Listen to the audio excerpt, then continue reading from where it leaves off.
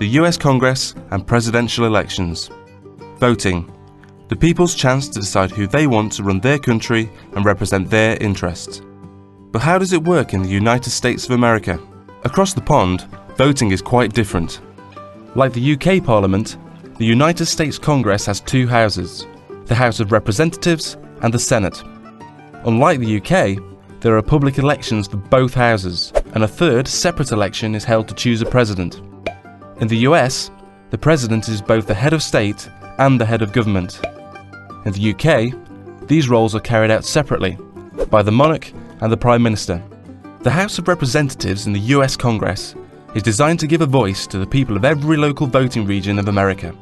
Members of the House of Representatives stand for re-election every 2 years. Each state is split into districts, and each district votes for one representative.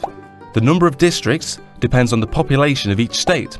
For example, California, the most populous state, is split into 53 districts, so has 53 representatives. But Alaska, which is huge but has a really small population, only has one district and therefore only one representative in the House. Like the UK House of Commons, the election system is first past the post, so the candidate with the most votes in each district wins a seat in the House of Representatives.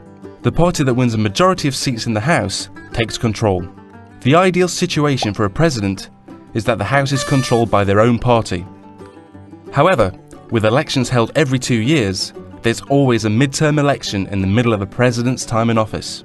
If the public thinks that the president's not doing a great job, they can vote in more members of the opposition party, making it more difficult for the president to pass laws. The Senate in the US Congress, like the House of Lords in the UK Parliament, is sometimes called the upper house.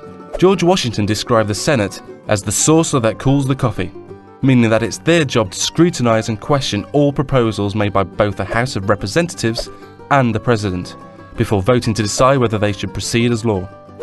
Senators, like members of the House of Representatives, are also elected to their seats by the public. Senators serve 6-year terms, and elections are staggered, so every 2 years, a third of the senators run for re-election. Each state is represented by 2 senators, regardless of its population. And again, the first-past-the-post voting system is used, so the candidate with the most votes wins.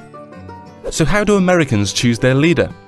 Well, presidential elections take place every 4 years. The 2 main parties, the Democrats and the Republicans, host big get-togethers where they choose their presidential candidate, the person they think will be the best leader for the nation. The winning candidate then chooses their vice presidential candidate, also known as their running mate, to help support the campaign. Presidential candidates usually choose someone with different areas of skill or knowledge, so they present voters with the best package. Together, they're known as a ticket. Presidential candidates from both parties then start out on massive election campaigns to gain as much voter support as possible.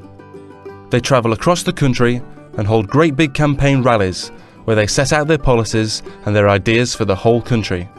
These campaigns cost money, lots of it.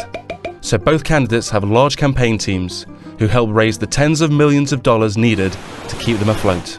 When it comes to election day, the public go to the polls to vote for one presidential ticket. So far, so easy.